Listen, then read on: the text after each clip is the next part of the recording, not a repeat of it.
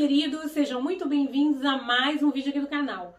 Hoje eu trouxe vocês aqui para a nossa sala, onde a gente tem o nosso quadro, a nossa lousa, porque eu quero trazer para vocês a explicação de como que funciona a escolha inconscientemente de um indivíduo, de um arquétipo ou outro ali, que vai guiar a sua personalidade. Ou seja, como que o indivíduo, como que o ser humano, ele faz a escolha por vestir essa roupagem, essa personalidade de um arquétipo ou de outro. Como que se dá essa dinâmica, né? O que impulsiona esse indivíduo, de maneira inconsciente para escolher um arquétipo ou outro que vai guiar a sua história, que vai guiar a sua personalidade, a sua existência. Nós sabemos, como eu já disse em alguns vídeos anteriores por aí, que todos nós, seres humanos, temos as energias de todos os arquétipos em nós, porque os arquétipos, eles vivem no inconsciente coletivo, né? E nós temos esses arquétipos dentro de nós, muitas vezes eles estão adormecidos. E de acordo com determinado tipo de situação que a gente vai vivendo ou experienciando na nossa vida, na nossa existência, a gente vai utilizando um arquétipo aqui, outro arquétipo ali, e muitas vezes fazemos isso de forma inconsciente, ou seja, nem temos a consciência que estamos nos comportando de acordo com determinado tipo de arquétipo. Por quê? Justamente porque eles estão ali dentro de nós e muitas vezes eles não estão ativados. Mas todos nós temos um ou dois arquétipos, que vai guiar muito fortemente a nossa personalidade ao longo da nossa vida, eu, por exemplo, eu sou guiada, o arquétipo que me conduz, o arquétipo base meu, ou seja, o arquétipo ali número 1 que guia a minha vida, é o arquétipo do sábio. Tenho também muito fortemente o arquétipo do amante, gente? Gente, como que a gente faz isso? Será que eu escolho conscientemente? Não, eu quero seguir a minha vida inteira, com a personalidade do arquétipo do sábio. Não, eu quero ser agora o arquétipo do líder e eu vou viver a minha vida inteira sob a regência desse arquétipo.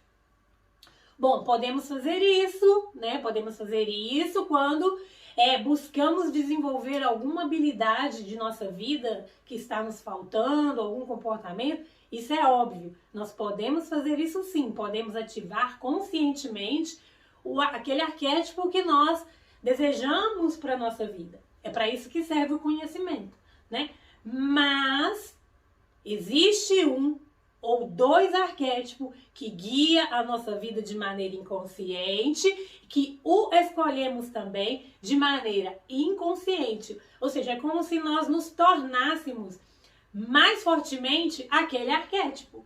Tá, e o que é que vai fazer com que eu, digamos assim, desenvolva, vamos falar assim que é melhor, desenvolva a personalidade de um sábio, de um líder, de um mestre, de um amante? Veja bem, todos nós temos vários arquétipos, Estou aqui repetindo. Eu agora, neste momento, estou utilizando o arquétipo do mestre. Por quê? Quem é o mestre? O mestre é aquele que ensina. O mestre é aquele que dá aulas. O mestre é aquele que conduz, através do seu conhecimento, que traz a expansão da consciência para as pessoas. Enfim, este é um arquétipo também que faz parte da minha vida de maneira muito forte. Como que se dá todo esse processo na visão da psicologia analítica? E é sobre isso que eu quero falar com vocês hoje. Vamos começar aqui pelo arquétipo do sábio. O que leva uma pessoa a se comportar ao longo da sua vida, ter atitudes, comportamentos e, enfim, de uma pessoa do sábio, Do sábio. O que o sábio é, gente? O sábio não é aquela pessoa que passa pelos desafios da vida com resiliência. O sábio não é aquela pessoa que pega as dificuldades que são apresentadas em sua vida e procura ver os pontos positivos daquelas dificuldades, mesmo que sejam dolorosas, mesmo que sejam momentos desafiadores, momentos difíceis de serem conduzidos o que ele faz? Ele não é aquele que, mesmo diante do sofrimento, mesmo diante da dor, ele não procura encontrar algo que ele possa aproveitar ali, algo que ele possa ressignificar. O sábio não é aquela pessoa que faz da sua dor aprendizado e utiliza dela para fazer com que a sua própria vida cresça ainda mais, se desenvolva mais e mais, e ainda utiliza da sua dor, uma dor do passado, para inspirar e ajudar pessoas. Sim, essas são as características de uma pessoa que está vivendo muito fortemente sobre o arquétipo do sábio. Mas por que essa pessoa é assim? Enquanto outra, por exemplo, é mais rebelde. Outra se rebela contra as regras, contra as leis e quer fazer diferente, quer transformar o mundo através da sua oposição. Porque o sábio também, de certa maneira, ele procura transformar o mundo.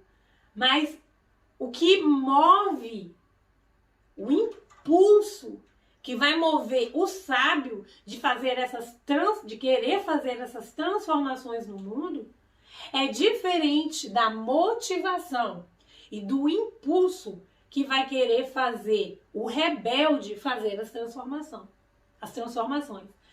Ambos querem transformar, né? Ambos querem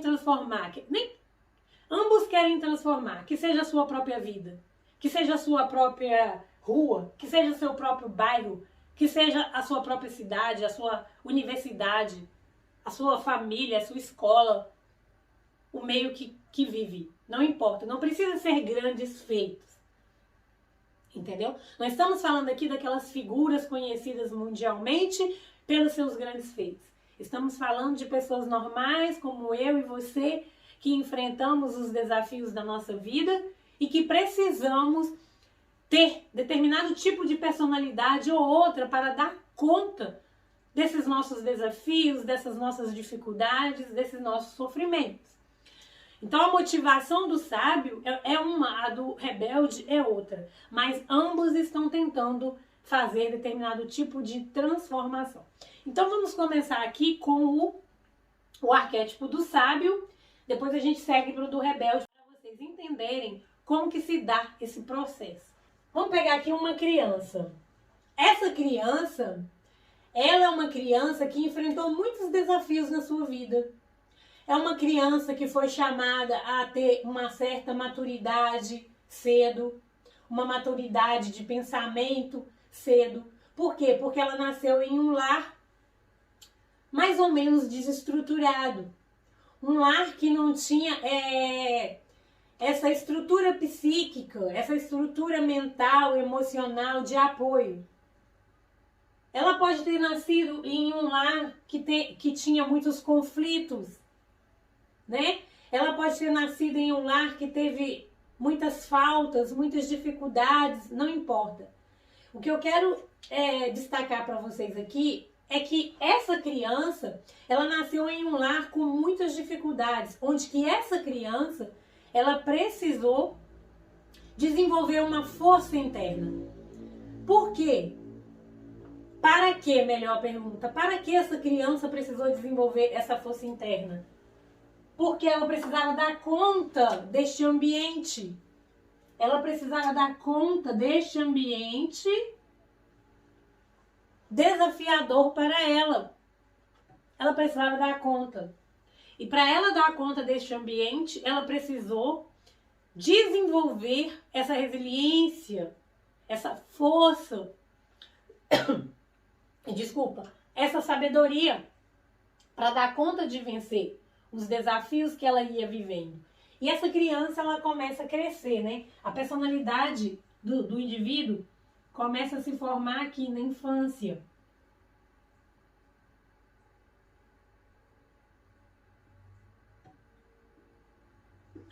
A personalidade do indivíduo começa a se formar na infância.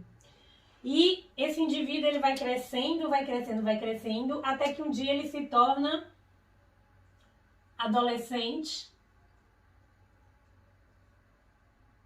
E um dia ele se torna adulto. mas a formação da sua personalidade, ela começou na infância, ela é arrematada aqui na adolescência,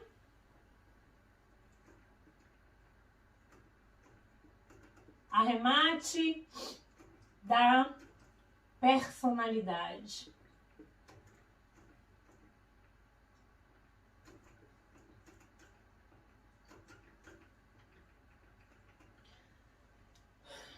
Adolescência.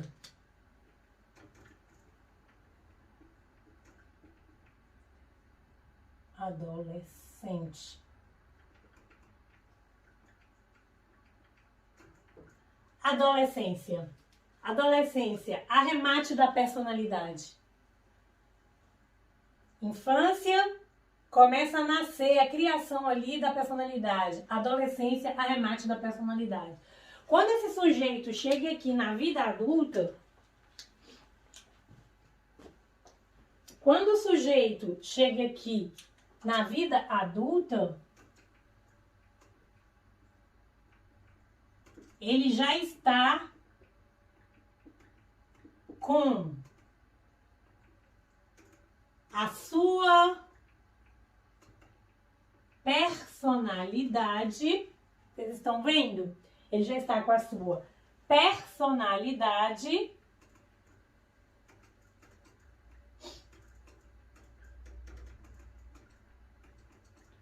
formada.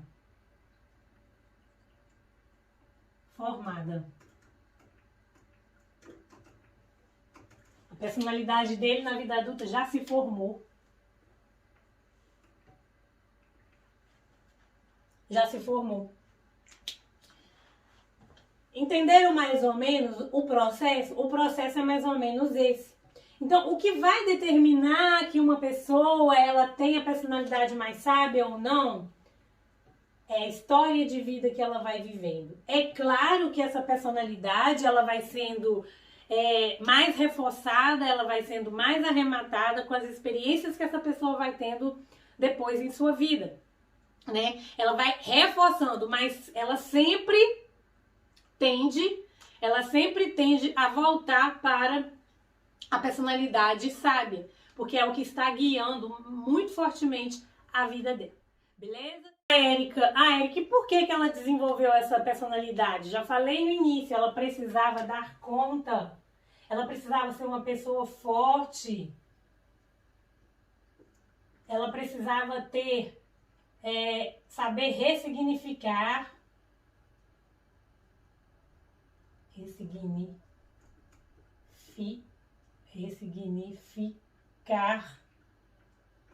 ela precisava disso, ter a sabedoria para ela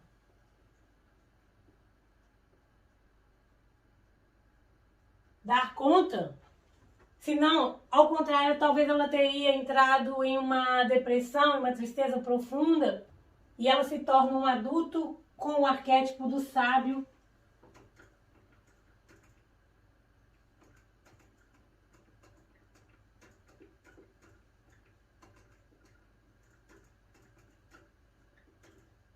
A conduzindo, tá? Mais fortemente. Não que ela não vai ter os outros arquétipos, como eu já falei e torno a repetir, ela vai ter, mas o que vai guiá-la fortemente é esse aqui. Vamos ver agora como que faz para a pessoa desenvolver, por exemplo, o arquétipo do rebelde. Por que tem umas pessoas que são mais rebeldes do que outras são mais submissas? Por que será? Vamos lá? Olha lá, visão da psicologia analítica pelo desenvolvimento da personalidade arquetípica. Então vamos ver aqui, gente, é a pessoa que desenvolve o arquétipo do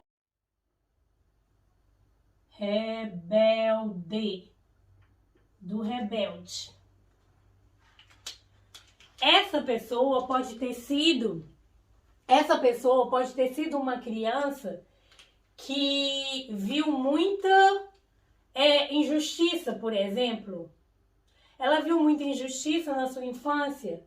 Foi feita muitas injustiças contra ela, né? Muitas regras sem cabimento, né? Muitas regras sem pé nem cabeça, regras que não deixavam com que ela se expressasse com que ela vivesse o ser dela, né? Regras, imposições de autoridades, de pessoas que cuidavam dela ali, que não valorizavam o que ela estava sentindo, aquilo que ela queria expressar, aquilo que ela queria viver, que impunha as coisas para ela, como diz assim, né? Tem um ditado que diz, eu vou enfiar a goela abaixo, né? Então enfiava as coisas a goela abaixo dela, tipo assim, você tem que fazer isso, você tem que fazer aquilo, e não queria saber de como essa criança estava se sentindo.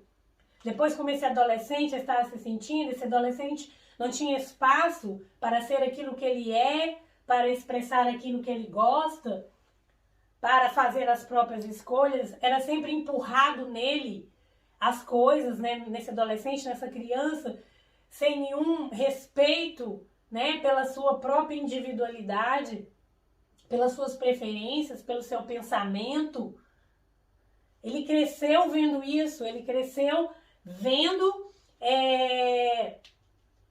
as pessoas fazerem isso ali no seu meio, entre elas, e também ele fazia parte desse meio, onde que ele não era respeitado nas suas ideias, no seu pensamento, em si como pessoa, na sua expressão, né?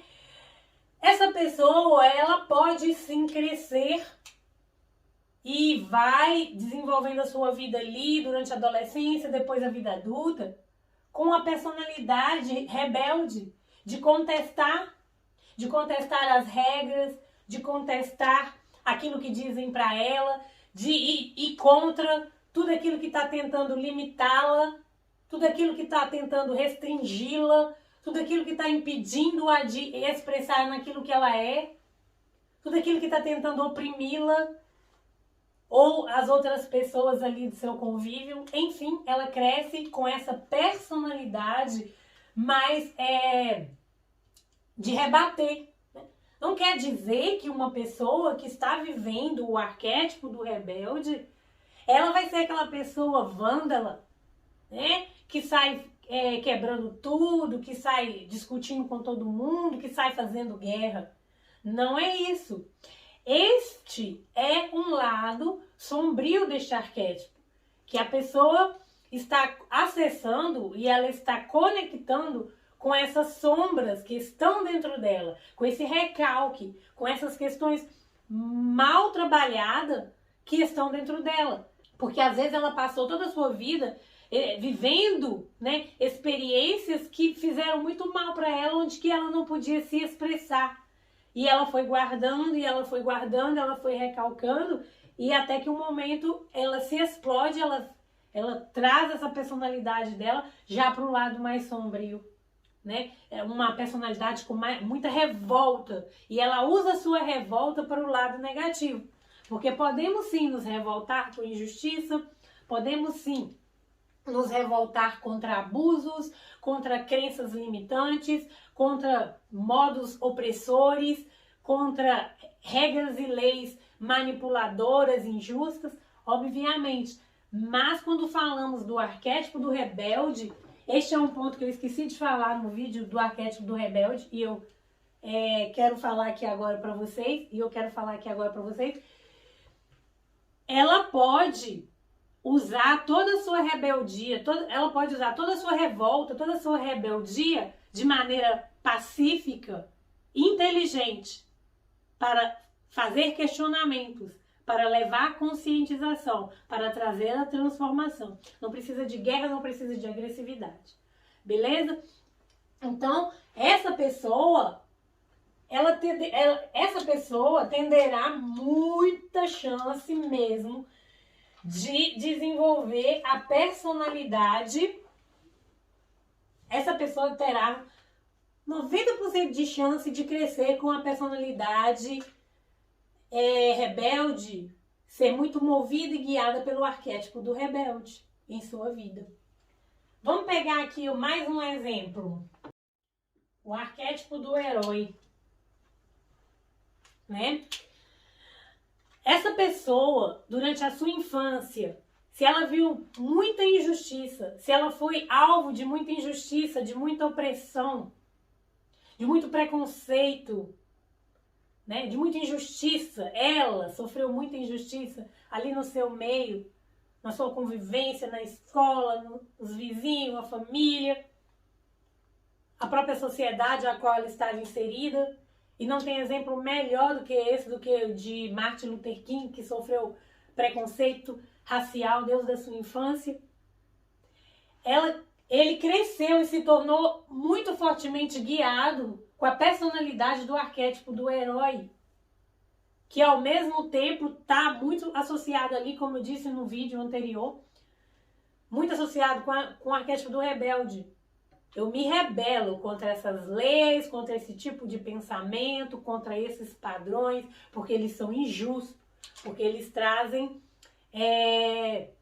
injustiça para o mundo, eles trazem maldade, eles trazem crueldade, eles trazem opressão, manipulação. Eu me revolto e agora eu vou lutar, eu vou fazer disso a minha causa, a causa que vai me motivar, que vai mover a minha vida e que vai guiar os meus passos. E eu vou utilizar de toda essa dor para proteger os meus. Que foi o que aconteceu com Martin Luther King. Tá? Martin Luther King. Ele usou de toda a dor dele, de todo o sofrimento que ele passou, para trazer transformação para o mundo, para trazer conscientização para as pessoas, para se rebelar contra essas leis, para quebrar esses padrões, né? Existia padrões que branco não podia sentar do lado de negro dentro do ônibus. E quando um negro entrasse no ônibus, e quando um branco entrasse no ônibus, se um branco estivesse em pé, o negro tinha que levantar para o branco sentar. E ele moveu a vida dele todinha para acabar com tudo isso, gente. Escola de branco era separada das escolas dos negros. Muita maldade, muito abuso, muita coisa que aconteceu. E ele utilizou da sua vida, né, e da sua personalidade arquetípica do herói para trazer essa transformação no mundo.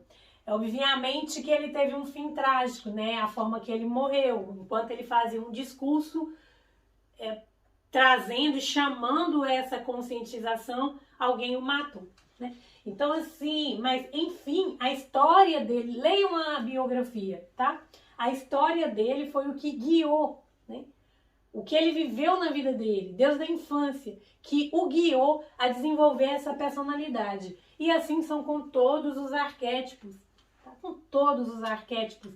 Então, qual que foi o meu objetivo trazer o vídeo de hoje? Que vocês entendam como que nós vamos formando essa nossa personalidade, nos identificando ou nos inspirando com determinado tipo de arquétipo ou não, ali de Jung, né? Que Jung dividiu os 12 arquétipos da humanidade, né? Então, assim, cada um tem a sua história, né? Cada pessoa tem a sua história, tem as suas dores, tem os seus desafios.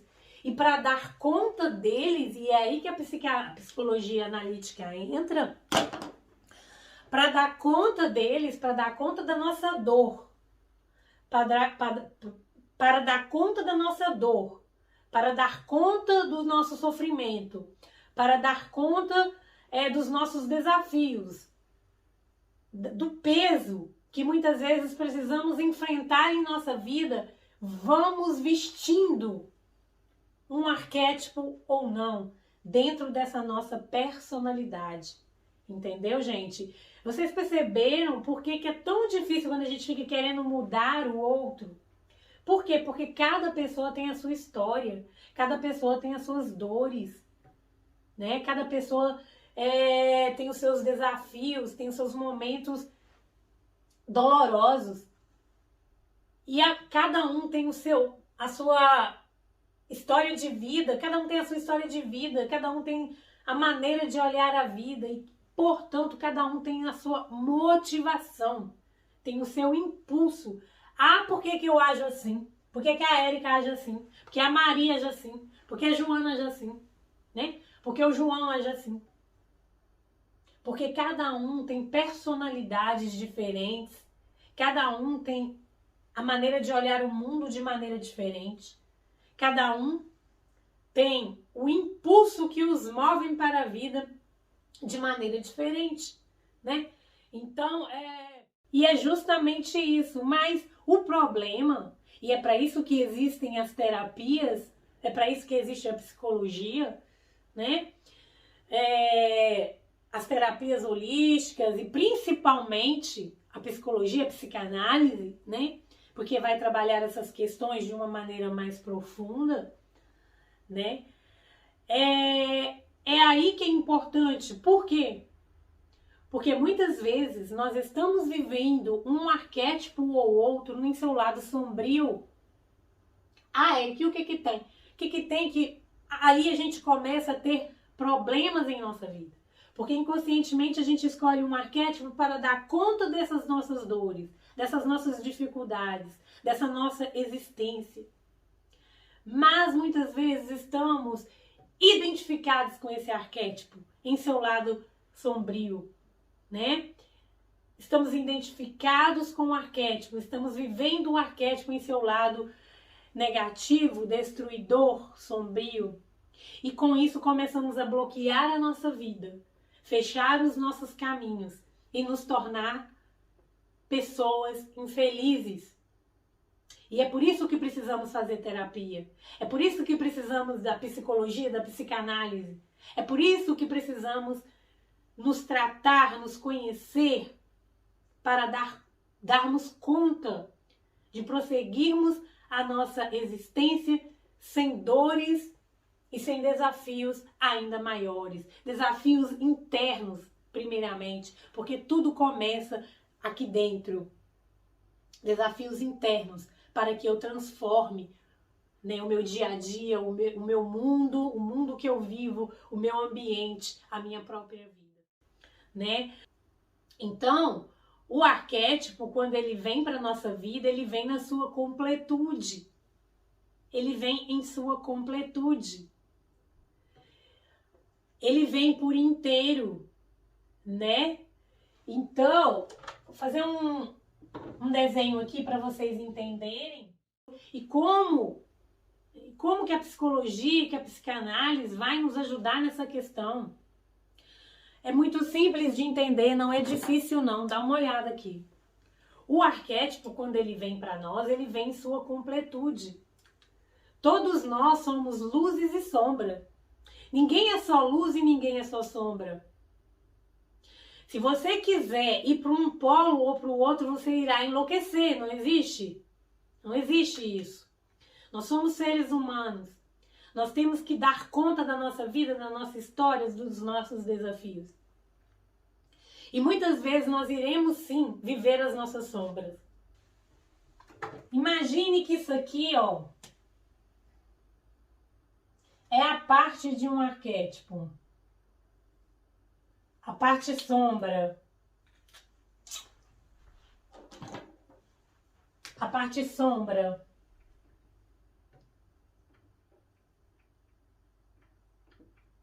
É a sombra. Nós não somos apenas luz ou apenas sombra. O fato de vivermos só a luz, o fato de querermos viver só a luz, ou o fato de querermos viver só na sombra, não irá desconfigurar aquele arquétipo. Ele continua sendo o arquétipo, mas vivendo incompleto. Vivendo incompleto.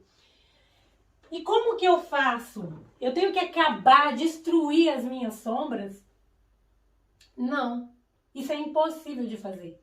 Eu posso amenizar as minhas sombras, eu posso conhecer as minhas sombras, eu posso saber e reconhecer que eu tenho essas limitações, que eu tenho esse lado sombrio, ou que eu tenho a tendência em desenvolver mais e viver mais esse lado sombrio, porque já é uma tendência muito forte que guia a minha vida. Eu preciso dessa conscientização. Quando eu consigo essa conscientização, que é através da psicologia, da psicanálise, das terapias, eu não vou mais me autodepreciar, me autodestruir, me autocondenar, me autoboicotar. Mas eu vou conhecer